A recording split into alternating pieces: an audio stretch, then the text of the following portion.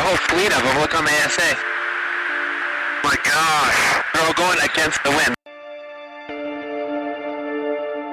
It was basically a cube with inside of a sphere where the points of the cube were touching outside of the sphere.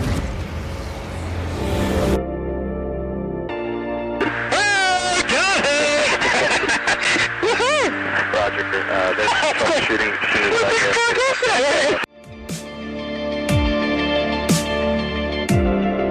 So this isn't anything that just is limited to the United States. It's a worldwide phenomenon.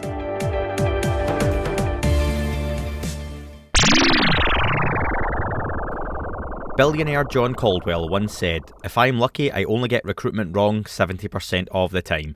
But how is it we accept being wrong so much of the time? With the cost of finding the right match for both people and organisations so high, it's imperative that you choose the right team to help you on that path." Recruitix is one of the fastest growing recruitment companies in the UK. With an expert team of dedicated, passionate, high experienced professionals, they are the perfect choice to make sure you get it right, first time, every time. With a range of departments covering almost all sectors, it doesn't matter if you need a highly specialised IT professional, a boots-on-the-ground salesperson, accountant, mechanical engineer, or anything else, they have the expert team in-house to ensure you find the resources you need. As a friend of the podcast, they will offer all new organisations wanting to give them a try heavily discounted fees to 10% of per annum salary, representing an enormous saving compared to the rest of the market. Just visit recruitix.co.uk, that's recruitix.co.uk, leave your details, tell them the podcast sent you, and one of their expert team will be in touch. Hi everyone, and welcome back to That UFO podcast. My name is Andy, and I am delighted to welcome on the podcast with me a gentleman with a quite fantastic resume, including being an executive board member of the Scientific Coalition for UAP Studies, an IT consultant and strategist, a defence contractor of over 20 years, also with more than 50 years of experience researching and investigating the UFO subject. Among many other titles, Mr. Rich Hoffman. Rich, welcome to the podcast. Hi, glad to be on with you, Andy. How you doing? I am very well. The most amount of work I had to put into the interview for this one, Rich, was actually taking out some of your job titles and roles and descriptions to narrow that down to what I did get it to. So hopefully that was enough of an introduction for you. That's certainly fine. No problem. Rich, we have got a lot to discuss, and I want to get straight into the conversation with you. I struggled to narrow this one down as to what to talk about, in what order, because there was so much, especially from a listener questions point of view, that was sent over to me. So hopefully I've managed to cover a good range. But first off, I want to talk about your background and what's led you to being so involved in the study of UAP. Kicking off with, what was your earliest memory of being interested in the subject of UFOs? Well, I got started in actually when I was 13 years old. I was in an 8th grade science class, and one of the assignments we had in the 8th grade science class was to do a 10-minute presentation on a topic that was on a list. I was late to the class, and I got the list, and it looked like everybody else had signed up for that 10-minute presentation you had to do, except nobody put their name next to the word UFO. So I stuck my name next to it. Didn't know what it was. At the end of the class, I went up to my 8th grade science teacher and said, "Mr. Bayshore, what is the UFO?" And he said, "Unidentified flying object." I said, "Well, I don't know. What is that?" And he said, "Well, it's you ever heard of flying saucers?" And I said, "Yeah, I've heard of them. I've science fiction shows and stuff like that." I said, "Well, go study it, So I I took the assignment lightly, very lightly. As a matter of fact, I think I might have got a book or said something about my trip to Venus or something of that nature. And anyway, the bottom line is, a couple weeks later, I put together a very poor job of a presentation, and I ended up getting actually what they call a D on that. I almost failed it. But I basically said that, well, if there was anything to this phenomenon, certainly everybody would know about it, and you'd hear a lot more about it. And obviously, I didn't do my homework. My teacher had done his homework. He knew all about them, of course. And he was asking me questions like, well, what about jet pursuits and shooting at them? And I said, what are you talking about? I didn't read any of that. And I just really couldn't answer many of the questions that he had because he was very familiar with the topic. Well, anyway, make a long story short, I went home that evening, and or at least after getting the D. It might not have been that evening, but it might have been just right after that. On the evening news was a story about the Lonnie Zamora case in Socorro, New Mexico, and that was on April 24th, 1964, that happened. But anyway, it was on the evening news, and they were talking about the fact that there was an object that set down. There was a lot of debris sagebrush that was apparently scorched or something. And they talked about physical evidence. Then they had like an interview with, I think, Lonnie Zamora, the police officer. And anyway, I heard that story. I thought, wow, that's must have been what my teacher was talking about. And so ultimately, what happened then was a couple days later, I went with an aunt, and I actually got my first book on the subject, and the legitimate book on the subject. And it was the report on unidentified flying objects by Captain Edward Ruppelt, who was the former head of Project Blue Book. And I started reading it, and I realized very quickly that Project Blue Book was located in Dayton, Ohio, and that's exactly where I was living. And so just up the street from me is this project that's studying UFOs. And I'm going like, wow. And just all of that just propelled me into getting everything I could get my hands on relating to that. Every newspaper clipping that came out, I would clip them out and I would save them. I began, basically going and reading every book that I could get now. And then within about a year or two, I was actually starting to give lectures in the city of Dayton on the subject of UFOs to adults. And I had read so much that I just became like very knowledgeable about this thing. And so I started doing that. And then there was a local individual at the time, which was Phil Donahue. And Phil Donahue had me on his show on TV. And suddenly I became, at 15 years of age, I became like, very popular in the city of Dayton. And they was suddenly propelled into more presentations, more meetings. I got connected with others and started investigating cases in the city of Dayton. I then got connected with Project Blue Book, which was out at the base, and I got to know some of the people there. In fact, I got a phone number to call the radar approach control at the base in case I had a case that I was investigating, and they would confirm or help me at least confirm whether or not that they had something in that area. And it just went on from there. And Andy, I spent the rest of my life was ultimately changed by that one presentation. Now, Rich, you have declared yourself a fan of the subject, which is amazing, as you can take that interest into your more scientific endeavours. I'm talking about, I watched your appearance on Vinnie Adams' Disclosure Team podcast. It was on around 8 months ago. Very much an interview worth checking out, folks. I think you mentioned your desk was covered in UFO stuff, and you've got the I Want to Believe poster. How common is that level of interest in the subject of UFOs with your colleagues and peers?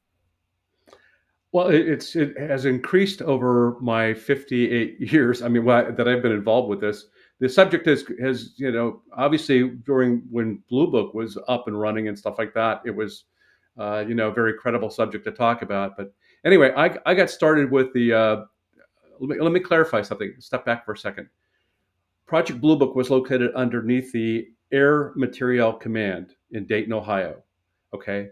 I'm working at the Army Materiel Command. So it's the same it's a sister organization to the Air Force, where the Project Blue Book was located. And anyway, so I'm at the command level of the 4-star command. And basically what I've seen over the years is a limited number of people that were interested in it that would occasionally come up and talk to me about it. But that has increased since 2017 when the topic just hit the news wires and everybody was. And in fact, I've had a lot of people that are saying, it's pretty much validated what I've been saying all along.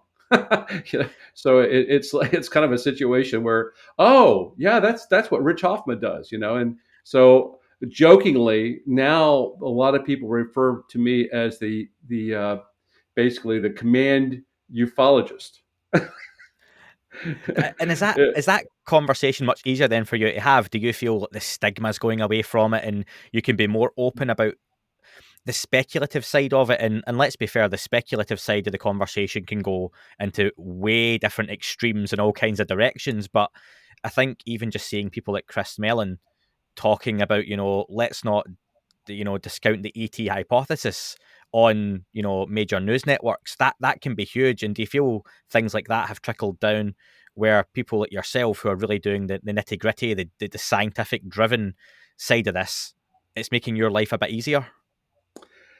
Yes, it is. It definitely is because conversations that generally wouldn't have happened that are now happening, and people are willing to come up and talk about their sightings more, that they had something, because it's now legitimized by the fact that the government's saying that they're real, right? Hmm. So they feel a little bit more open and willing to talk about it now, because the government said, "Hey, they're real. That there are UFOs out there," and it's no longer that I'm a loony, I'm crazy, or I'm whatever. I mean, so I can talk about it, and so that's what I've seen, is that generally there's more openness where people feel a lot more comfortable about it. They're willing to share more, and one of the things we're seeing within SCU, the organization that I'm with, when we created it, we were hoping to make it into the science world because they could feel safe talking among themselves now, and they didn't have the other groups and the other kind of strange things that are out there that they had to deal with. So it was now that they could actually open up and talk to other scientists openly about it. And it took that, if you look at Jacques Vallée talking about the invisible college, it Hmm. now made the invisible college more visible. And so that's where what we're seeing right now is just that we have up to 190 members that are now part of SCU. We're growing by leaps and bounds. We're encouraged to see that now people are talking about it more. In fact, we openly promote collaboration between all of them, and get them to talk to each other. And it's been really exciting. Well, let's talk about SCU. So, like you said, it's the Scientific Coalition for UAP Studies, a wonderful organisation. It's got some great names, and if you go on to explore SCU.org, people can meet the team and see the different backgrounds that different folks have that are involved. For those who might not be too familiar with SCU, can you explain what the organisation does and how it came about? Sure. Let me tackle the how it became about, because that'll help you to understand what it is, I think. How it came about was, there were five of us that were all members of MUFON. I was the director of strategic projects, and I had been also the deputy director of investigations with them. I also was a state director for two states, Alabama and Mississippi. So I played a large role in the leadership, and I was connected to, of course, the leaders up at the organizational level. You had Robert Powell, who was also the director of research for MUFON. You had Morgan Bell, who was also a state director in Florida. You had Larry Cates, who was an individual who was a mathematician doing a lot of with scientific studies in support of a program that we had, as well as Carl Paulson, who was a nuclear physicist. And all five of us came together on a basically a case that happened. It fell into our laps while we were in MUFON. And it was the Aguadilla, Puerto Rico case that happened in 2013. Hmm. And what happened there was a Customs and Border Protection flight had actually witnessed an object, filmed it for about 3 minutes and 54 seconds. We got access to the video. We did the research. Took 2 years to actually research the entire video, and we broke it into 7,027 frames, and studied every pixel practically on every one of the images, and literally did a report. But let me clarify up front that we had to sign a non-disclosure agreement, which kept us from even talking about it within MUFON. And that was kind of an awkward position since we were all in MUFON and we couldn't talk about it. Anyway, nevertheless, we did our study. We did the report. The pilot wanted it to be treated seriously and scientifically, which we did. We wrote paper, which is posted on our website. On that case, it was 177 pages, I think, in length. It's very detailed, where we talk about everything we did. And after we did that, there was a little bit of angst amongst MUFON when they identified that we published this and it didn't go through them. Mhm. And so we actually met with MUFON leadership and told them what about the NDAA and how they got started. We also started to see that MUFON started to get into, I don't know, more. There's the woo factor. Yeah. They started to get into like the secret spaceship program and a whole bunch of other things. And that this conspiracy angles and stuff like that are the things that scientists reject. They don't want to get into that, right? They're not looking for that. And so basically what we had to do was we pulled the scientists basically that all were getting ready to depart on their own from MUFON, and we pulled them together, and then we formed an SCU basically, and then worked to build it up, and we got it started in 2017 legitimately as an incorporated organization and all the other stuff that you needed to do to file for that. And so with that, it started off as just the five of us. And then we started to get these other scientists that were leaving MUFON that wanted to come on board. Other state directors from MUFON were also departing because they didn't see that was being treated scientifically enough for them. And so they wanted another kind of an alternative. So we suddenly went from there in just short order up to, I think we had maybe like 45 people in the first year. And then suddenly now we're up to 190 and still growing. But the organization is basically set up so that we can, again, bring scientists together, have them collaborate. And I'm not just saying scientists. We've also got a lot of serious researchers and business professionals that are in different, disciplines. We got every discipline covered. I think, nuclear physics. We got mathematicians. We got academia covered. We got, psychology people on board. So there's a large base of people that you can now have, interdisciplinary kinds of conversations with, and they can talk about it from their different angles and their different perspectives. And it's just, we've just really blossomed. We are a 501c3 organization, which means donations and stuff like that. We're a charity organization. We registered that way. And in addition to that, we've been holding conferences. This is June 3rd through the 5th. We have our third conference. We had our first one in 2019. Lou Elizondo was our keynote speaker. We couldn't hold one in 2020 because of COVID. In 2021, we had a virtual conference. Hal Puthoff was our keynote for that. And then we've got the one coming up on June 3rd. Ryan Graves is going to be actually our keynote for that one. But we've got a great set of speakers and panels all talking about the science of ufology, and so UAP.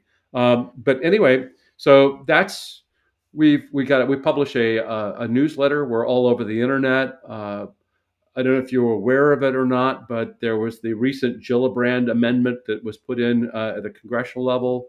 Of course, at one point, our names were there as a part of a committee, along with Project Galileo, to help the government be able to look into this. They changed it, and when they were writing the NDAA, they took out those us and Galileo in there. But I think that there's still going to be potentially down the road some sort of a relationship that we're going to have with them, although it's not stated. So we're excited about that. And in fact, we've been also going and sharing actually a lot about the UFO subject with other governments.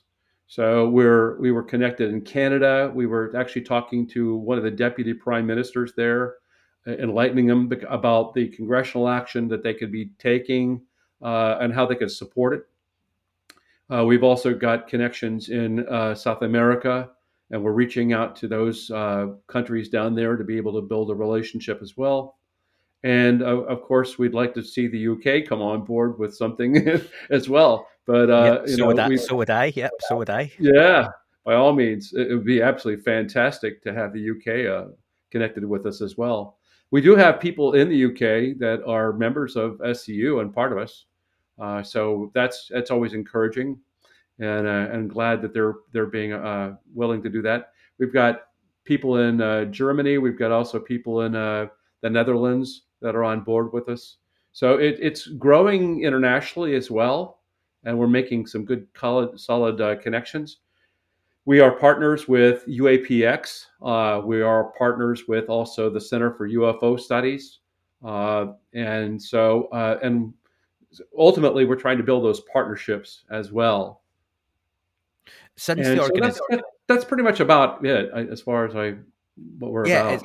you've done a lot in what, 4 or 5 years.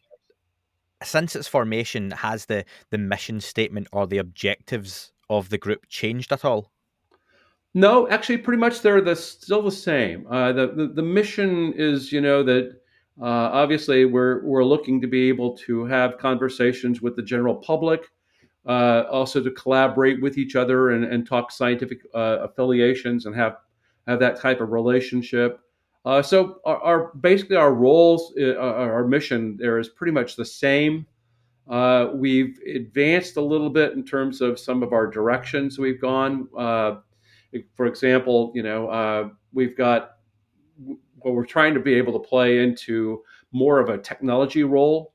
In other words, actually purchasing equipment, getting the technology out there, deploying it. There's a lot of technology online and coming to fruition from a lot of development types. Ron Olch, for example, is an individual that has a system that he's put together that we featured actually last year in our conference and stuff like that. That basically is very advanced, and we were considering purchasing a number of those. We'd like to be able to deploy some of that equipment type to like hotspots and have it set up, like at nuclear sites or something of that nature where there seems to be a lot of activity. Uh, we're also, again, because we are partnered with UAPX, we're also getting the information that they're collecting. They just did that study that was out along the coast and the West Coast where they were setting up equipment.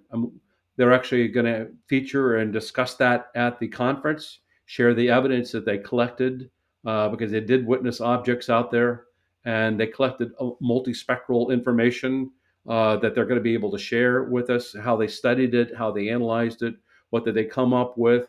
And so, again, we're very excited about that as well. That's going to also be part of their documentary. We've discussed that on the podcast, aterrinthesky.com. Again, links will be in the description for that. And if anyone's thinking, I've not went into too much detail on some of the work SCU have done, there's some fantastic listener questions coming up later on that I'll give the listeners the credit for asking those without me having to take that. So we'll get there, don't worry. You mentioned an array of colleagues you have there, Rich. Now, you've got a lot of different areas of interest and expertise as pertains to the subject of UAPs or UFOs. Is there any one or two areas, though, that you all share a common interest in, be it propulsion, behaviours of UFOs, anything like that? Well, we actually have a project that we've got going on right now, which is looking at propulsion and basically atmospheric effects that have been witnessed in the sky and in water. So we are looking at propulsion effects in a study that we're doing. I don't know if that's what you're looking at. What we've done is we've formed teams and we have a project manager. Yeah. And in that concept, what we do is we take and tackle the project. We've got the team coming together, and there's a variety of people that are on board with the team that are actually studying it from a standpoint of good example. In the Nimitz case, you had basically Lieutenant Commander Slate, who was the Wizzo in the other aircraft with Fravor. You had a situation where he describes seeing when the object came up and before it shot off to the cap point, that he noticed a mirage-like effect around the object. And so there's an effect in the atmosphere that was being seen where like a little bit of light bending going on. Mm-hmm. And then you have to determine, well, what could produce that kind of an effect? And so some people are looking at that. You've also got cases where, For example, like I investigated a case in the 70s where a wheat field, in the middle of the wheat field, there was a 70-foot in diameter circular area where, for example, you had microwave radiation that was being detected. And ultimately, the soil was baked 2 feet in the ground, and there were no roots left of the wheat crop. And on the outer perimeter of that 70-foot diameter area was a rotational pattern and then puffed wheat. So what does that? And so we're looking at that kind of a characteristics and really studying it to see where it's at on all the cases we come across. That's just one of our studies. We've got many others. I can talk to you about those as well. Nuclear studies. Well, I was going to ask, like, if I was a rich benefactor and I won the Powerball or the lottery, whatever it might be in your chosen country, and I said, Rich, I'm going to give you $100 million donation to study one particular area or aspect of this phenomenon, which would you go for? Well, I think number one, the big thing that we're trying to figure out is what is the intent? When you have an object that's hanging over a pond, what is it doing? Why is it over the pond? Why do you have cases where you have objects going to nuclear? Why do you have objects coming in of water? What is there? When you saw that the objects, for example, in the Nimitz case, and I'll just use that one because a lot of people are familiar with it. Sure. But why do you have objects dropping from 100 feet and then dropping down to sea level? Very quickly. What was the intent of the object with regard to it circling around and doing the herky-jerky pattern above that, whatever that object was that appeared to be underneath the water in the ocean, right? So one of the most troubling things is trying to figure out what is the intent. Can we determine a potential alien intent, or is this, and I'll just throw out, the typical thing where we say it's another government, although I don't necessarily agree with that, and it's never been another government. But ultimately, what's the intent behind these things? So one of our projects we've got is actually doing research from 1945 to presently 1973, where we've gone back and looked at all the records, and we're pulling out the where objects were seen next to or nearby to a nuclear storage site, a nuclear assembly plant, a nuclear stockpile, nuclear deployment sites, as well as looking at aerospace development test facilities. It's a 5-phase project that we're doing all those. And we have a team that's going to be they're going to be talking about this again at the conference, but ultimately we looked at cases that were around everything from like White Sands to the Manzano test areas to like Hanford and all these other nuclear plants that have been documented, trying to get as much as we can about, well, was it seen visually? Was it seen by radar? Was it seen optically by other kinds of devices? Was it? And we started looking at all the devices that was happening in association with those cases. We are exploring 360 cases, and we're looking basically right now to see if we can identify the GPS locations where these objects were, and then what did they do when they were next to the facility? Did they hover? Did they shoot over it? And then looking beyond that and saying, well, was there something at that facility that was happening that would be of interest to them to come on that time period? So in other words, if I were actually getting ready to test test something, would that have triggered the object to then come at that time? Also, we're looking at the fact that you might have a situation where they were planning to transfer nuclear material, and so maybe that might have been the trigger for it. So we're actually looking very intently, if you would, at those types of things to see if we can understand what is the draw, what did they do when they were there, what did the witnesses say that they did, and comparing all that stuff. And then we're using also as a control sample, we're looking at the nearby Air Force bases, if there were any. We're looking at, as well as the population centers that are nearby some of these facilities, to see if there was any increase in terms of, like, the object sightings in the town as opposed to at that site. So we're doing that. That's one thing where I'm extremely encouraged by that. Number two, I think the actual deployment of technical equipment is going to get us the big bang for the buck. And so, in regards to the money, I think that ultimately, if we took all the types of cameras and radar kinds of things that we can get that are military grade equipment, and we actually set that up, and you actually could potentially create a, what we call in the IT world, in the defense, called a honeypot, which is ultimately, I go out and put some honey out there and the bees come to the honey, right? Well, have the objects come to you and then be prepared to actually capture a 360-degree layer of equipment around that area and capture it from multiple angles, which will give you the altitude. It'll give you the apparent size of the object. It'll give you some sort of an indication from the 360-degree view that I'm talking about in both the optical as well as the thermal and some of the other parts of the electromagnetic spectrum that we don't typically get into. Also looking at gamma radiation, looking at a whole variety of other things. That's going to give us the biggest bang for the buck.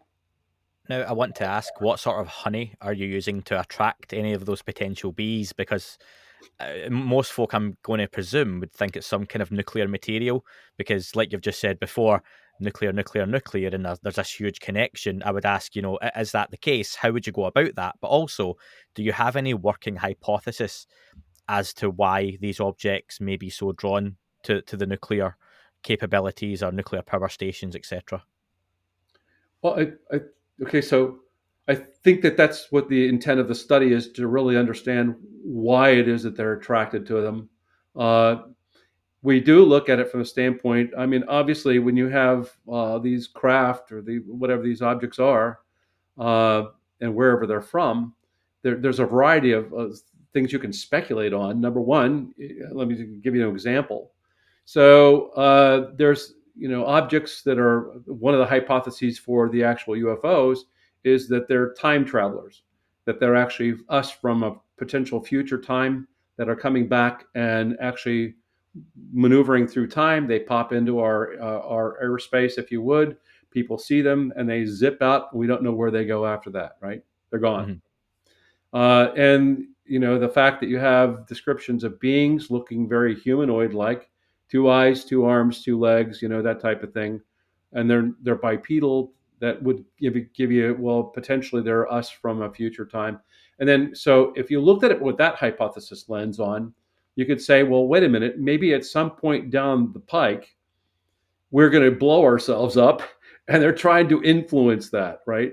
So let me sit, instead of so they sending a message by knocking out like a set of 20 missiles under a silo, could be a message that I'm trying to send, right? Yeah. That could be one scenario. If you look at it with a different lens on and say, well, wait a minute, could they be an intelligence that's basically based under the ocean? And now they're popping in and around water. They seem to be around there. There's a good, strong connection between UFO sightings and water. Could you potentially have a situation where, and it seems like that around 1947, they suddenly came in mass, after the Kenneth Arnold sighting. Not that there weren't sightings before that, but there were in mass. They were seen after that. And in fact, the whole country was reporting them. Flying discs were everywhere, right? And so what were we doing around that time with nuclear? Well, guess what? We were setting them off. We were doing atomic tests underneath the oceans in the atolls, and we were, bombing the heck out of, the atolls and the water, right? Yeah. Well, that would be a concern if you're living underwater, maybe, right? If you have a base under there. So why wouldn't you want to pop up and try to influence or change that and watch what the little ants are doing above, ground, and try to see if you could send a message? Well, the message might be to go to that missile base, deactivate the missiles, and and send a message that quit playing with nukes, right? Yeah. Okay. I was going to ask, did you happen to catch Linda Moulton Howe speaking to Lou Elizondo in the last week? I didn't yet. I've been too busy with the conference and everything else that I'm putting together, and I just haven't had the time to see it. But There was was a there small something? section. Yeah, there was a part where Linda Moulton Howe asked Lou about she talks about a few different things and alien civilizations being on the planet for 270 million years and 3 different types of races. But within that, she talks about the idea that alien races won't let us blow each other up with nuclear weapons because, it's in their best interest. They're looking out for us. And Lou makes the point that, well, they never stopped, Hiroshima and Nagasaki. They never stopped any number of the thousands of nuclear tests that happen every year. That's above ground, in the water, or, out in deserts. And Linda just has to say, yep, that's a fair point. Again, do you think, again, it's speculating, but they're turning these things on and off, but at what point does that warning, it stops becoming a warning and either they let it happen or they do something about it themselves? Well, that's a good question because that's, ultimately, it's fun speculating about it and assuming that I understand what an alien race would be thinking, which I don't. But ultimately, it's a situation where there are subtle hints to that are given, even if you look at and investigate abduction cases. If you take a look at abduction cases, you have a situation where a lot of the report being taken aboard the craft, and then at the same time, they're shown like a video of the Earth being annihilated by some sort of disaster of some sort, right? And then you try to sit back and say, well, what's that about? Do they care about us? Is there a care there? And the answer would be probably, if you looked at the cases, you'd say, well, maybe they do care about us, that they are concerned. And so ultimately, it's a situation where they may have had a relationship, if you look throughout history. And of course, Jacques Vallée did that, Wonders in the Sky, and a whole bunch of other people have captured that. You can very readily say that every part of the planet had UFOs or something like that they couldn't identify. Many of them called them gods or various other things that came down from the skies or whatever. But there's been that relationship between us and them for a very, very long time. So, this is like way off the deep end, but, and certainly there's no proof for it. But if you look at the abduction phenomena, you'd say that, well, wait a minute, it looks like that they're doing some sort of genetic manipulation if you want to buy all that whole thing. Mm-hmm. Well, how did we come about? And was that genetic manipulation? And maybe they're actually helping us to evolve, right? Or maybe that's what led into our eventual evolution. Again, it's just speculation, but we don't know. And because we don't know, and we don't know where they're from, and we don't know what their intent is, we struggle with trying to figure out all these things and trying to paint them and think of them as, what humans would think of, how would we think, right? When it might be totally different. And so ultimately, it's a situation where, you try to make sense out of nonsense, if you would. And what it would appear to me is that they have been here. They are concerned about us playing with nuclear toys, and that they potentially might stop us. Because ultimately, we're destroying ourselves, and so we might wipe out the entire planet. And maybe at that point, that's when they really come in and say, "All right, you guys, stop." And I go and harken back to, I told you when I got started, I had to. My teacher told me to talk about UFOs, and I said, "Well, flying saucers I saw in science fiction shows, right?" The day the Earth stood still is about the same kind of concept. Yep. There. I mean, if you think about it, it's like we're about ready to destroy ourselves or something like that. And so the message there was quit playing with these toys, and start working together as humanity. And I'd certainly love to have that happen, but I mean, it hasn't happened. But there's been that would be another way of looking at the nuclear type of thing. I think organisations, though, that all these questions we're coming up with and speculating, SCU, Galileo Project and others are trying to get some answers to some of these, which is wonderful. I want to ask you, though, Rich, over the last few years, what to you has been the most compelling evidence for UFOs being constructed by something that's not necessarily human? Well, I mean, you have to look at the Nimitz case. I mean, that case has got, you know, visual, it's got radar, it's got there were at one point there was like believed to be some sort of sonar detection of something, but you have all that high advanced equipment that was there witnessing or actually capturing a lot of information that we typically don't get.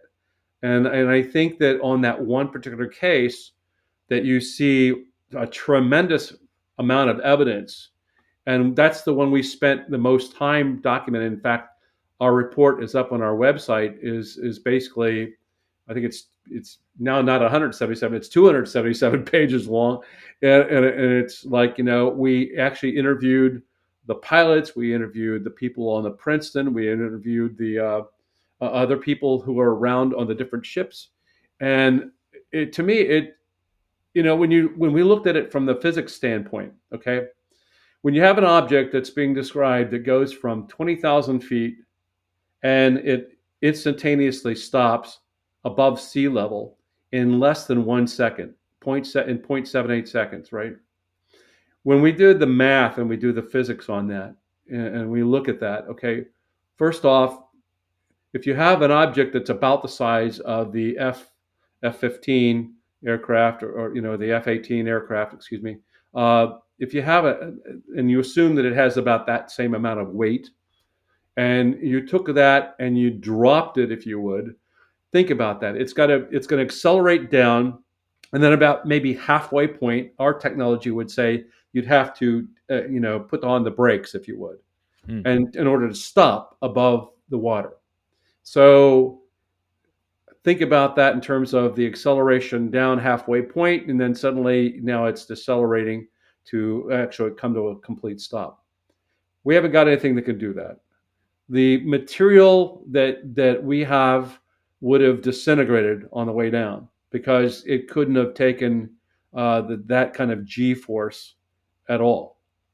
You have an object that was recorded both on video, as well as when Fravor saw it go to the cap point, as well as you have a measurement of the object that if you were dropping from 20,000 feet and stopping at sea level.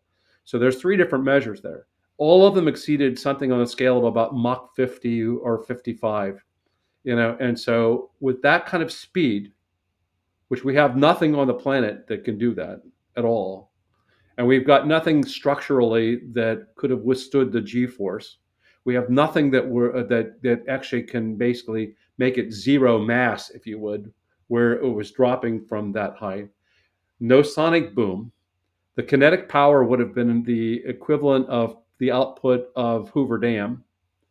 And so how do you have any, and it's not aerodynamically sound at all in terms of the shape. There were no indications of any propulsion system on that object at all. And you're not seeing any massive heating up in the atmosphere of an object like you would if you had something that was by hypersonic. All these hypersonic missiles that are going more than Mach 5, they heat up in the atmosphere. So you have to have the right materials to be able to deal with that. We haven't got anything that can overcome that. And yet, when you take a look at that one case, it corresponds equally with a case from 1955 or something in 1954, where they talk about an object that was hovering and it took instantaneous acceleration, would shoot off, make 90-degree turns, that would not apparently heat up. There was no sound, no sonic boom. And so the similarities throughout history have always been the same as it was with the Tic Tac. So the Tic Tac is not necessarily unusual in itself. It's the fact that you had so much excellent, credible witnesses that makes, to me, in my mind, the most compelling case. It's an event I know very well, especially doing the podcast. Everyone brings it up. People ask me about it outside and work and things like that. But when you rhyme off all those data points and measurements and sources, it brings it back to how incredible that event is and was. Why aren't more mainstream scientists, if I can use that phrase, interested in that particular case? When, if you want to forget about laughing about UFOs and flying saucers and little green men, when you go to scientists, and surely the whole idea of being a scientist, or being involved in physics and engineering, when you hear about something doing that, why aren't more people gravitating towards this subject in a big way?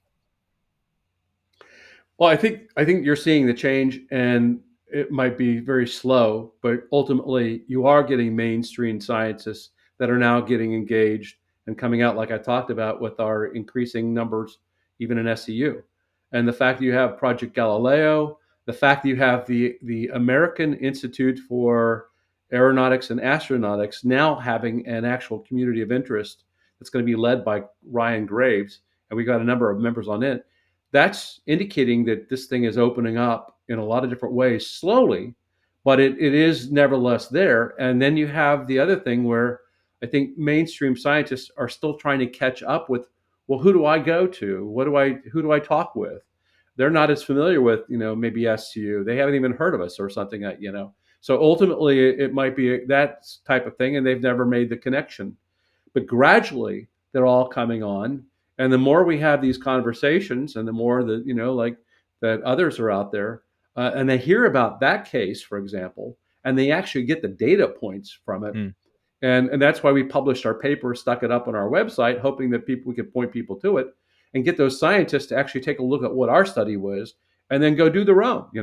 And then, ultimately, we're still hoping that at some point down the pike that maybe, just maybe, you'll have the government being willing to work with academia or with us, or other or non-governmental organizations to help study the phenomena, and then we'll learn something from that study.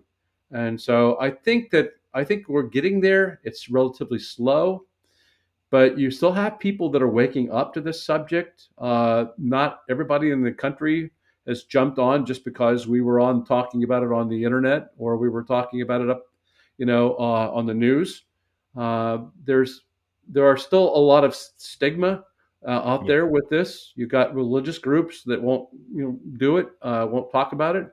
There are a lot of people that still won't report because they're afraid of humiliation, so it's going to take a while. And I think that what we're starting to see is with technology, like we got here, where we're having a conversation across the pond, that ultimately is a situation where we're getting more and more of the news out. And now we're starting to see other governments who are again wanting to come on board and also study it. So I think it's just going to take time, but it'll happen. And you mentioned the government, particularly in the United States, seem to be the most powering forward in this topic, with the Gillibrand Amendment being discussed by senators, congressmen, congresswomen at various different levels. The task force report of last year, for some, was a big thing. For some, it was a damp squib, and for others, they were curious and waiting to see what else would come out.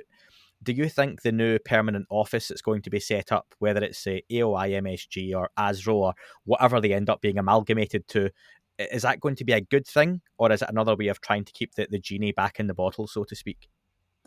Yeah, I certainly I understand a lot of people thinking that this is going to be like Project Blue Book, was, and they want to do that comparison. I don't think that it's at all like Project Blue Book. Project Blue Book was basically if you think about like a public front, it had like about 4 people on the staff, and that's about it. And they collected the information, took the reports, and then they would tell you how many reports that they received in a certain period of time. But did it have a whole cadre of scientists in the background that were studying it? No. It leveraged some of the other organizations like Foreign Technology Division at the base, or it used to be called ATIC, and then it became Foreign Technology. Now it's called NASIC. Anyway, they would leverage those people to help them with some cases. They obviously had Hynek as a consultant to go out and to basically debunk cases up until the time that he left. And so, you had that kind of thing going on. This is an entire government study. This the reason why they called it the synchronization or management synchronization management or management synchronization is because they've got to synchronize between the Title 50 and the Title 10 organizations that are out there, where you have like NOAA might have something to do with reporting the weather. Our weather reporting. You might have these other organizations like that ought to be engaged or can help provide that. So it's a total government kind of like look at this whole subject, which is never happened before. And number two, there's actually good solid funding that's going to be applied to it, where it's actually going to now leverage those smart people that are in the organizations. I'm a defense contractor myself. I work for Army Materiel Command, right?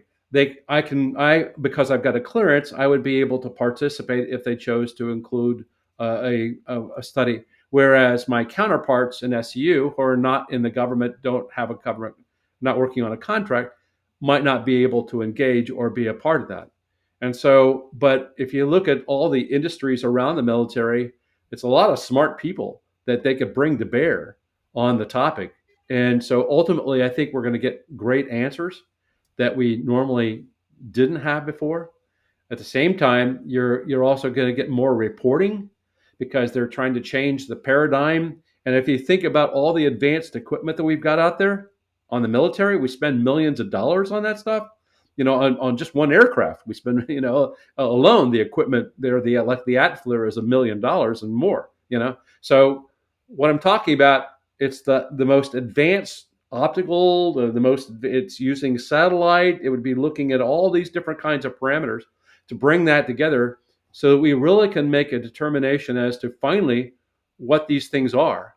And I think from that, you're probably going to have the general public will be getting drips and drabs of it. We'll probably get some sort of the reports, but it's not, it'll gradually, I think it'll work its way out, because I think that ultimately, whatever the conclusion is, it's not going to be where you can close it down and not talk about it, because everybody will leak it. Yeah.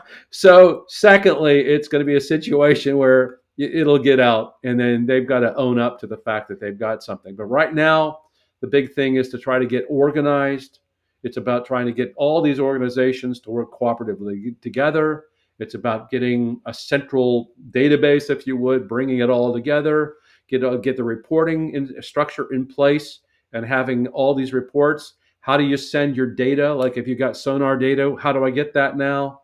It's changing all the devices that we've got out there with military systems to be able to make sure that it's calibrated or set to the right settings to be able to help us to detect objects. Mm-hmm. I'm also engaged on a project at the Army. Actually, it's the entire DoD right now, which we're actually installing a countermeasure UAS system, kind of like weapon, if you would. It would be able to knock drones out of the sky. It would be able to detect their presence coming onto our military installations, or any of our real estate, if you would. At the same time, it would be able to take over the control of that drone. We'd also know where the operator is actually flying from. And so I'm right now installing those in the Army bases that I work with. And so again, that's another set of measures, because they've got acoustic sensors. They would be able to detect things acoustically. Spectrally, they'd be able to detect things. They would be able to visually detect things. And they can tell that that object is now moving into the facility. And now they can do something about it. And so that's the kind of like level of sensors you want to have around this thing. And I think that the government now can address that, use the scientists that they have to be able to figure that out and to help us to do the research and figure out what these things are. If you don't mind, Rich, I'd like to use the last of the time we've got to get through some listener questions, if you can. Sure. Brilliant. And I've got a good range of topics here to cover. So hopefully, if there's anything been missed in the body of the interview, it's answered within listener questions. And then maybe if Rich has a few minutes at the end, I've got a quick fire round it dusts off anything else. The first question is from Dan. Yes, Dan, the co-host, for anyone checking in. Given the amount of data that was gathered by UAP study programs on the biological effects of UAP on humans, will you be working with experiencers like abductees or people who claim to have touched craft or got near it to catalogue the data? We and SCU are not going that direction. And let me clarify why. Bottom line there is that there's this phenomena has got a lot of different things to it. It includes everything from the experiencer level, which would be you'd have to have psychologists, you'd have to have everything from the medical field and everybody engaged in that study. Okay, that's something that's going well beyond what we're about. We're focusing on just the UFO alone to see if we can understand its physics, how it flies, what it does, and to keep focused on that. We believe that over the period of the history of UFOs, all these distractions and these other kinds of things that are out there have kept us from really having a full core bore study on just that aspect, right? Mm-hmm. So we've focused on that kind of data. We're looking at how do the physics of the object, how do they maneuver in the atmosphere, what are they doing, how are they getting around, and we have not gone into the experiencer world. We believe that the experiencer world has got to develop its own discipline. I know that I was the state director of Alabama. I would receive reports of people that would show me their arm, and it would have a golf ball sized kind of like protrusion in it. And they would say that that's an implant. Well, that wasn't anything like the other implants that were relatively small that nobody knew about, right? Mm-hmm. So they would come up and they would tell you that. And weeding through all that, and trying to figure that, well, and then you'd ask the individual, well, did you go to a doctor and have it looked at? Which doctor do I go to have it looked at if that's allegedly an implant the size of a golf ball? Did you go to your regular doctor? No. Do we have funding and money to be able to support looking at everybody's arms with bumps on them, scars, marks? No. So consequently, you're not getting, until that discipline is put into place, where you're actually studying this and you have a way of weeding out all the unidentifieds or the identifieds, and making it, and then going after the cases that are very strong with the right medical team, the right psychological team, the right you name it, and doing it immediately. We're not going to approach that. So SCU is focused on the UFO. That's a fair answer. Craig, who's one of the longest listeners to the podcast, hi Craig, asks, can Rich comment on the SCU analysis of the Rubber Duck UAP video? As a matter of fact, that right now, that analysis is going through peer review. We've actually put the report together. It's being peer reviewed. We're hoping to have that out probably and finalized as far as the peer review study by within the next 2 months. Bottom line on that is that it's a similar situation where you have Homeland Security, the Customs and Border Protection people engaged in watching an object that was near the border, and potentially what you look at it on thermal, and we understand thermal usually has like settings. It's basically it might be black hot or white as hot, and so in this case, in that one, it was basically black was hot, which meant that the thermal contrast between like cows on the ground or the whatever would be warmer than what you'd see on the object that was seen there. You have an object there that basically maneuvered around for over 40 minutes, and was video recorded as even the object went around it, or the aircraft went around it and did loops and parallax had to be focused on as well in this study. But ultimately, the thermal signature doesn't match anything that we typically know of. It was extremely cold. And so what would be cold like that would yield that kind of a thermal temperature? And when we compare that against other kinds of objects, like if drone Somebody suggested it might have been a parachute with a payload on it that was actually seen, and that would give the rubber ducky kind of appearance. Well, first off, the balloon idea doesn't work because it's going in directions against wind at times, and so you have also the fact that ultimately the object itself is completely cold, and and nothing like a parachute would give that kind of like, or a balloon would have given you that kind of like thermal image. So there's a lot of these types of things that I'm talking about that we expand on in the paper, but we ultimately come up with the fact that it remains inconclusive. It's an anomalous. We don't know what it is. It doesn't correspond with anything that we typically think of as being conventional or natural. Next up, another long-term listener and supporter, Dave Smethurst. Dave, you sent in a lot of questions, thank you, but this one I've picked to ask Rich. Does Rich think that some UAP are more advanced than others? Are more advanced than others? Yeah, and I think what Dave's talking about isn't any that potentially may be, a better drone than someone else's, but are we seeing potentially non-human objects here where some of them are actually better models, they're faster, they perform better, or have better characteristics? Let me tell you that, number one, from what we've seen, and we're doing it's called a characteristics study right now, where we're going through history, looking at shape and motion and various other things, and we're doing that throughout history of the reports. And we're putting that study together, which hasn't been released. It'll also be talked about at the conference in June. But what we find out is that it doesn't matter what shape it is. We got objects that are dumbbell shaped. We've got objects that are round. We have, objects that are. If you look at the Alaska Airlines event that took place, there was an object that was almost the size of, like, I think beyond an aircraft carrier. I mean, it was huge. And then you have objects that are being seen that can maneuver with the same efficiency and speed that might be the size of a grapefruit.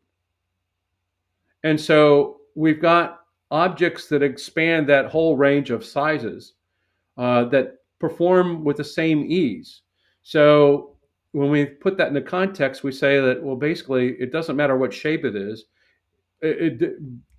But the bigger question is, where are they developing, or maybe about even be where and when are these objects coming from? And are they coming from the same source, or are they coming from multiple origination points, if you would? Yeah. Like the time phenomenon. If you had that craft built, you could be coming back with different craft you have at different times that you're developing it in the future, right? Just like we have different kinds of shapes, designs, and then if you allegedly think that they're all living underneath the ocean, there must be one hell of a production plant down there to build all these different models. And why would you do that? I mean, it's my point is that, think about, building all the cars that are out there. I mean, consequently, it's like, we got production plants and everything everywhere, but underneath the ocean. But you have objects that are triangular shaped popping out of the ocean, disc shaped balls that are basically emerging from the water. And so you have a wide variety of these objects that are maneuvering through the water, air, and space with equal ease. And it's the same object that also can do all three of those different medium. And we haven't got anything that can do all three of those medium, right? Hence the interest, I suppose, in the potential propulsion device, or if it's some sort of anti-gravity. Is it that's the source of all of this? Because, like you say, then why the different shapes? Why not just settle on one shape and it's the actual device that makes a difference? Then that maybe begs the question, are they coming from different places, different times, like you say, different planets, if you want to go old school? That seems to be now, doesn't it? But yeah, it's a whole other show, I think, on that one as well.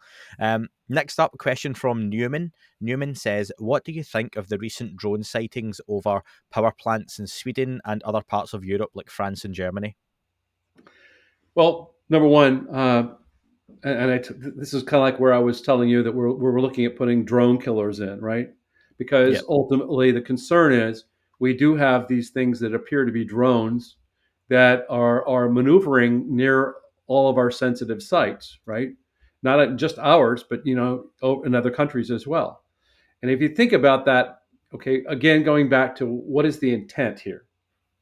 Number one, why do I go across, like in Palo Verde is a nuclear station.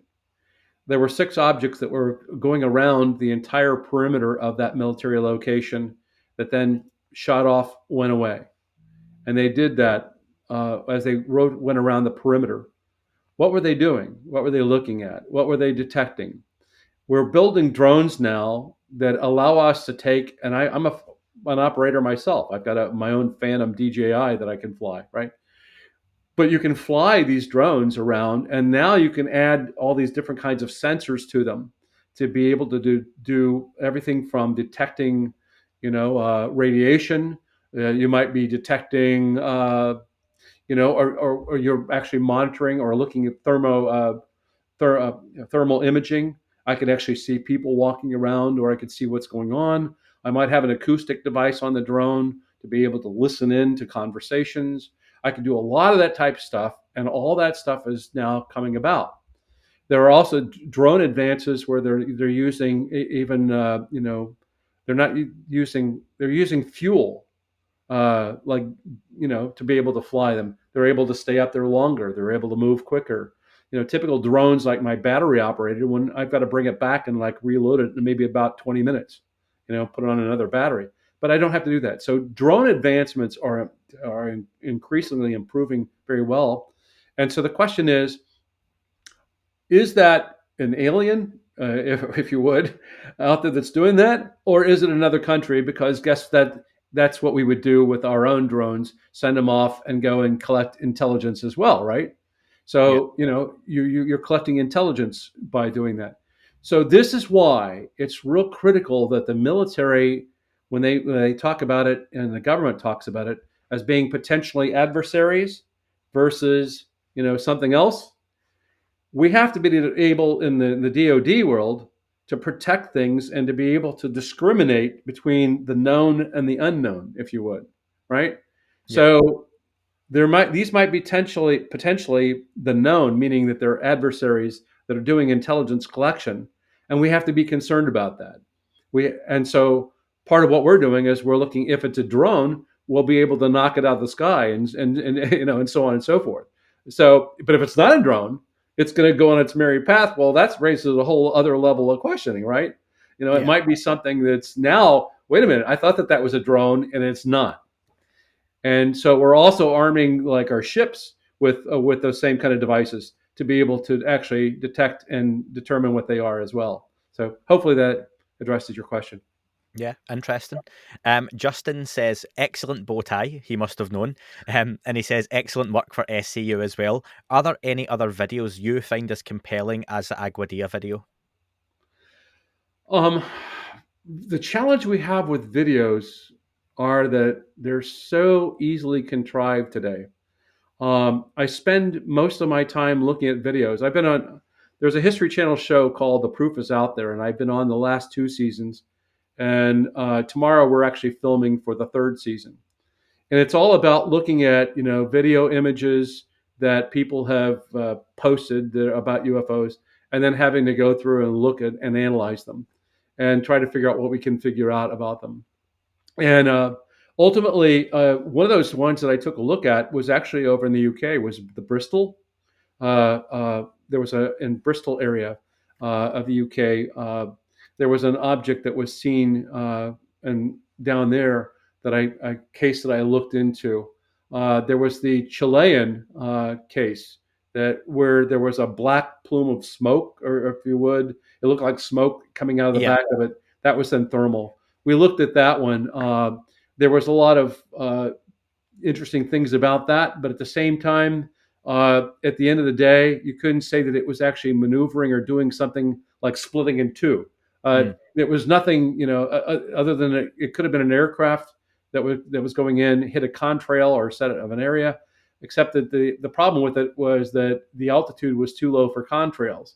So I tried to determine, well, maybe it's some other kind of thing. And we couldn't identify what could create that little plume, if you would, at the back end of it. That was kind of an interesting case. And in fact, the Chilean government looked into it, the military, and deemed that it was an unknown as well. But there's not very many that we get that are I find as compelling as the Aguadilla. I think that one to me was just off the charts. How could you account for something that would split in two with two different thermal signatures and do what it did? It just didn't make any sense. The other thing is that I really believe that there's probably a lot of good photographic evidence we can't get to because there's 6 million CGI kinds of like videos floating around. There is, You know, and so ufologists that have an interest in this don't have time to look at every one of those things. And that the other part of it is that they're lacking scientific controls when they come in. In other words, it wasn't done scientifically in a controlled setting. It was done by somebody using their iPhone. The iPhones, you know, typically at night. So now you're just looking at a night object that's out there, and it's just a light on a dark background, right? Yeah. You can't really get a reference point for it. You have no data that helps you out to understand it. And then plus a lot of people post their stuff up. They don't tell you where they're from, where it was taken, any of the details about it. So consequently, it just doesn't help us. So scientifically, we're lacking in anything that's really convincing. But I believe that the military's got that, and that's part of that hidden trove that we haven't been able to see. And all the films and the videos that were taken even from the early days, a good number of those cases, they submitted it to the Air Force Project Blue Book, and we have never seen them. And Justin, that was actually a follow-up Justin had. What are your thoughts on the amazing crystal clear videos we hear about but haven't been shown? As an organization like SCU, is that something you, with maybe contacts and networking, you strive to try and get a hold of some of that footage that we hear about, you know, tic-tacs 50 feet off the wing of an aircraft? Yeah, we've been definitely looking at whatever we can get. Let's put it that way. Okay. The challenge is getting it. You know, the other challenge is actually being able to get the raw image that you want to analyze. And unless you can get the raw image, you're always dealing with the potential that it's been edited or changed, and that doesn't allow you to do that deep dive into the actual down at the pixel level and actually check into it. So our struggle is that because these things are typically coming out of the military area, number one, is it a leak? Did they leak it to us? And then you're trying to follow what you can. Where did it come from? You know, who handled it? And you do the chain of evidence, and you try to find out where that evidence came from, and it's difficult to do. So there's a very small number of these things, but we would love to be able to get something that's very, very clear that we could take a look at. Wouldn't we all? And in the balance of fairness, I've got a question from Flarkey. Flarkey is pretty good at debunking or looking at these things with a speculative eye. He looked at one of my own photos today, and he asks, what do you think of the theory that the Aguadilla video showed nothing more than a prosaic object moving with the wind? We analyze in terms of the Aguadilla video. Now you're talking about, you know, do we think that it's a natural object moving against the wind? Is that what you? Yes. Yeah, he's asking. I think Flarkey's opinion is that that's what it is. That it's nothing more than an object, you know, floating in the wind. Yeah. So we did everything we could to analyze that aspect of it, and we concluded that it was definitely not an object that was moving with the wind. One of the challenges you have in studying an object where the object is moving at the same time the aircraft is circling around it, right? You have to deal, and you have to subtract out things like parallax. The effect of, you know, if I rotated around you right now, the background would be also moving, but it would be moving at the same speed as the aircraft.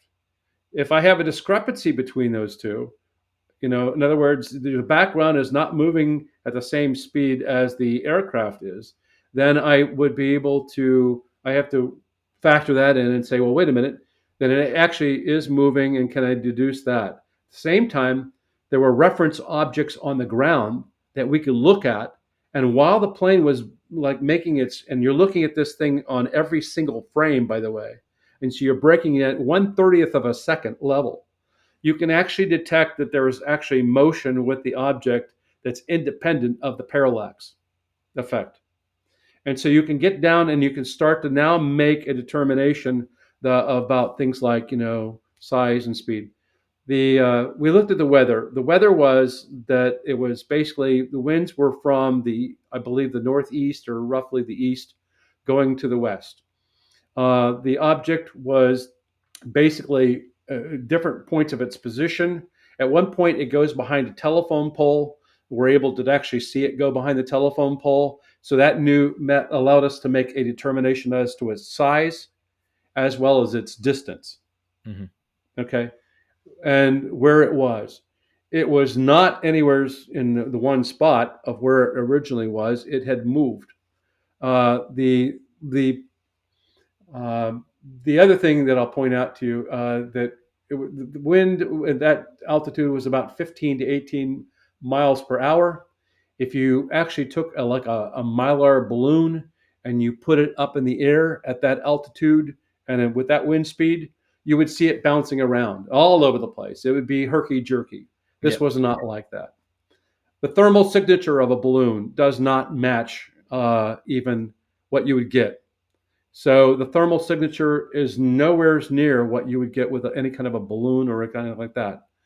The other thing is that the object, when we did the calculation of the path, at what point you see it go into the water and go underneath the water.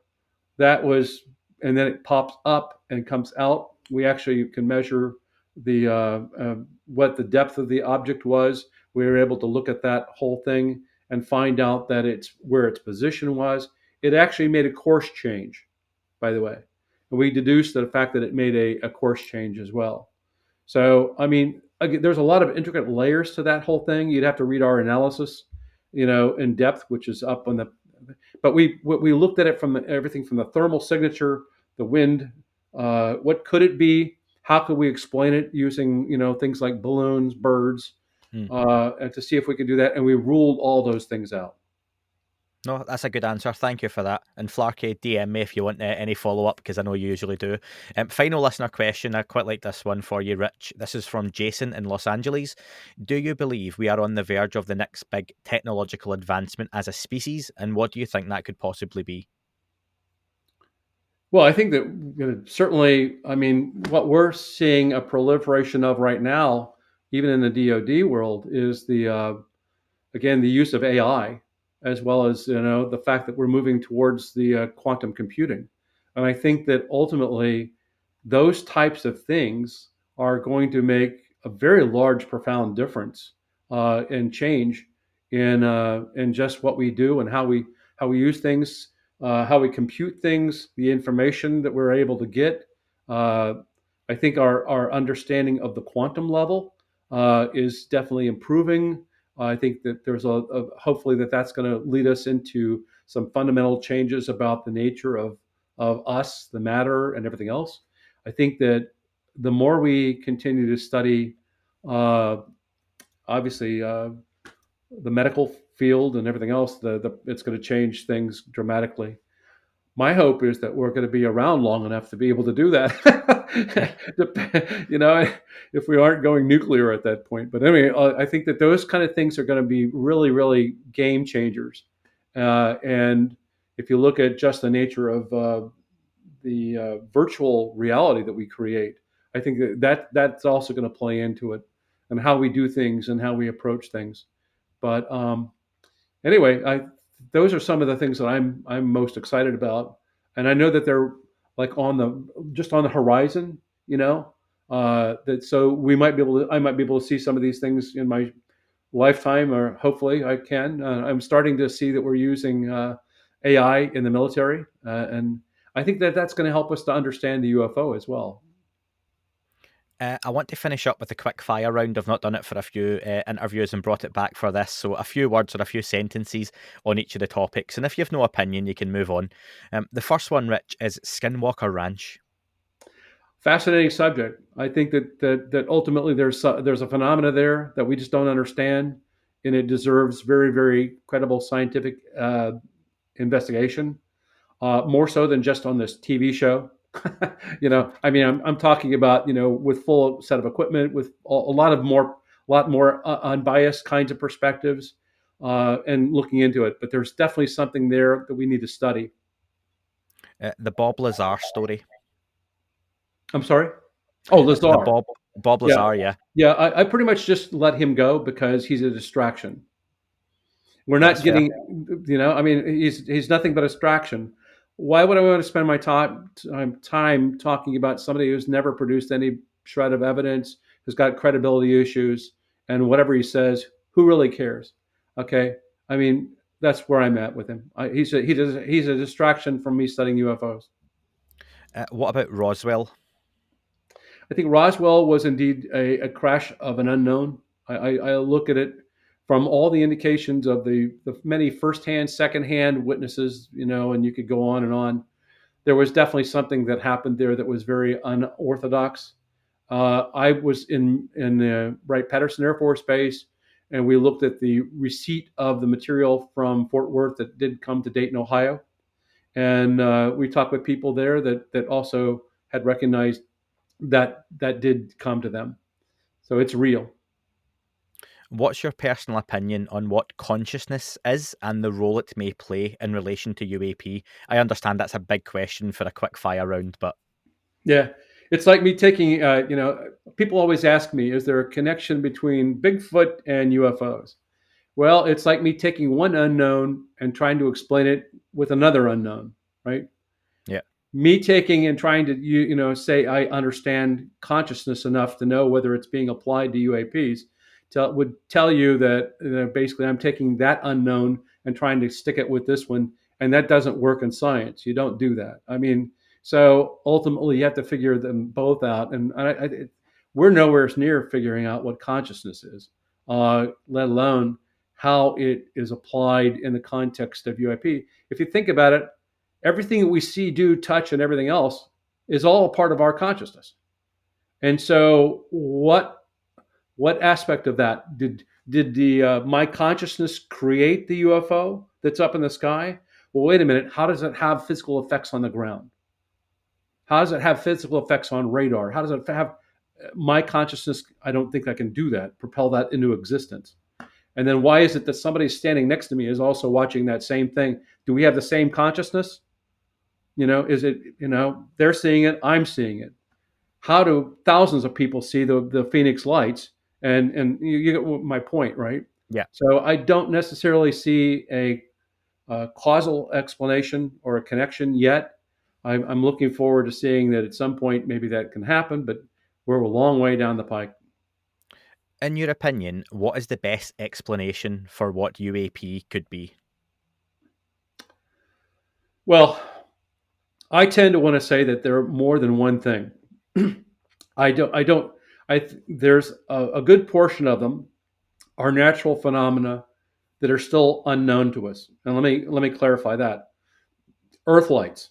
I've studied Earth light phenomena. These are balls of light that illuminate, that move through the sky and can do all different kinds of things. Hesteland, Norway. You've got them in the Min lights in Australia. You've got also in Cloverdale, about an hour away from me. You had Piedmont, Missouri. You've got the Brown Mountain lights.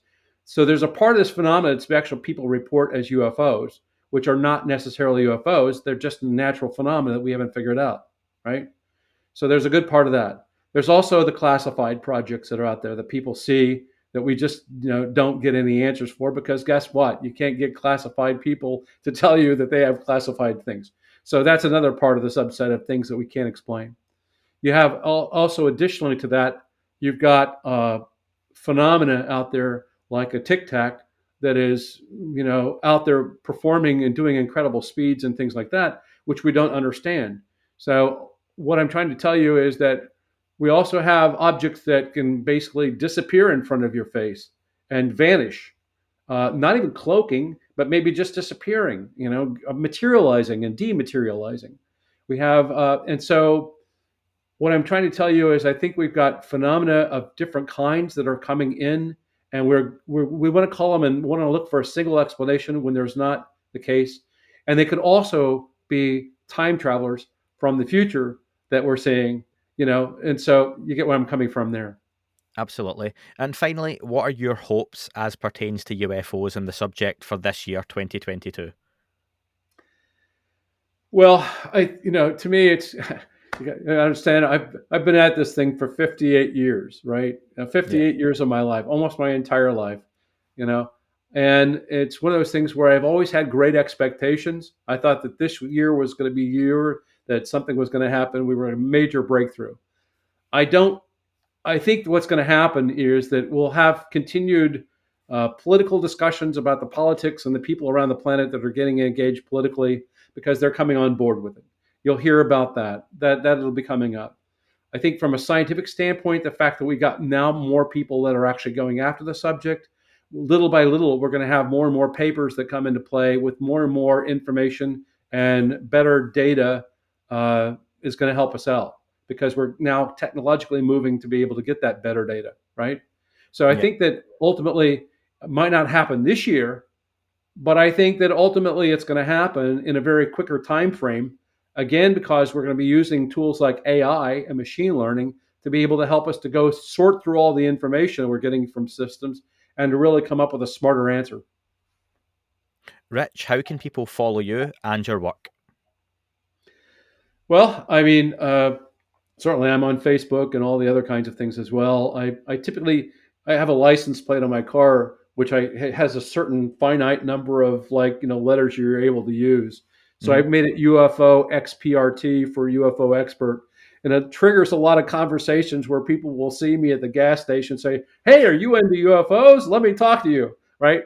So that it's been that kind of thing. And, I've had fun with that. But so I'm basically out there as UFO expert on Twitter and some of the other things, XPRT.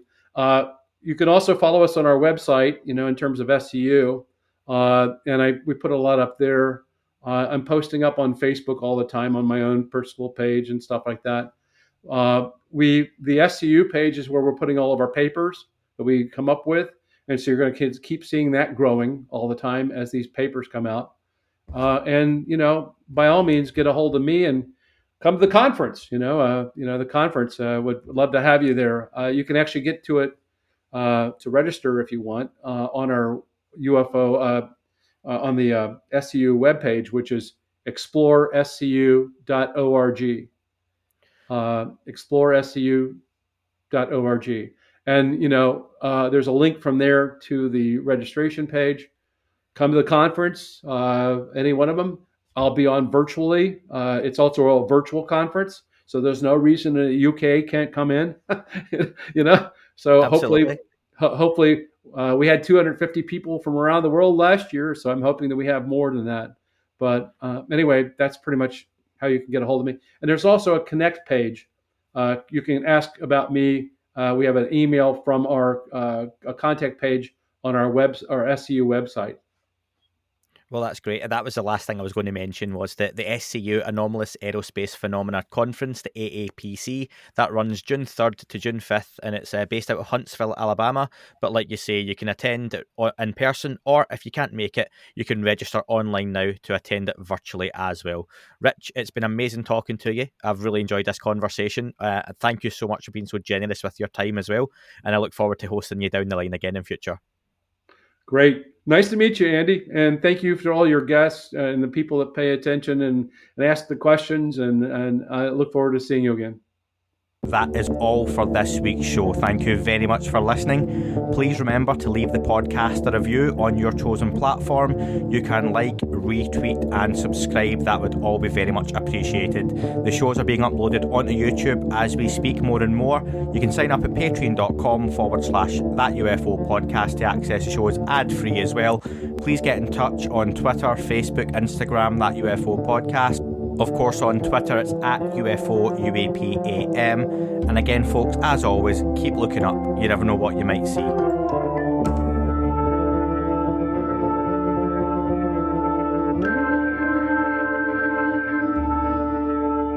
It wasn't a tic-tac and not quite a saucer, more like a hubcap designed by Chaucer, a little baroque and quite steampunk, like Alice was playing bass for the Parliament of Folk. The little fucker hovered right outside of my window, and when I shoved out the screen, he made it an issue. I don't think he expected me to see his ass, but I'd had some champagne and smoked a little around.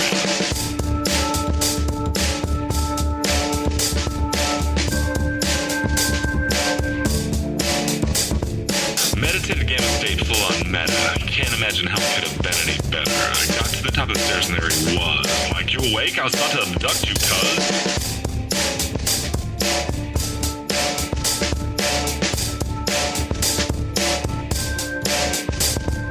Jumped back and nearly kissed myself, and I climbed out the window after the elf, and I woke up in my bed and there was something on my head and everything was weird and everything was red. And I called out to my boys, they thought this was noise, they thought it was a dream, they thought it was my toys, they thought it was my problems, and they think I should seek therapy, and I don't know what to do because it doesn't really scare me.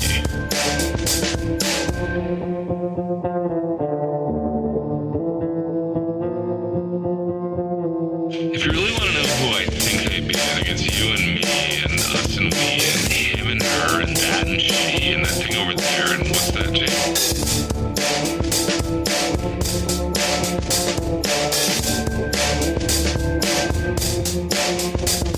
But if we're being serious, open your mind, consider your heart, consider time, consider your space, consider your lies, consider your life, consider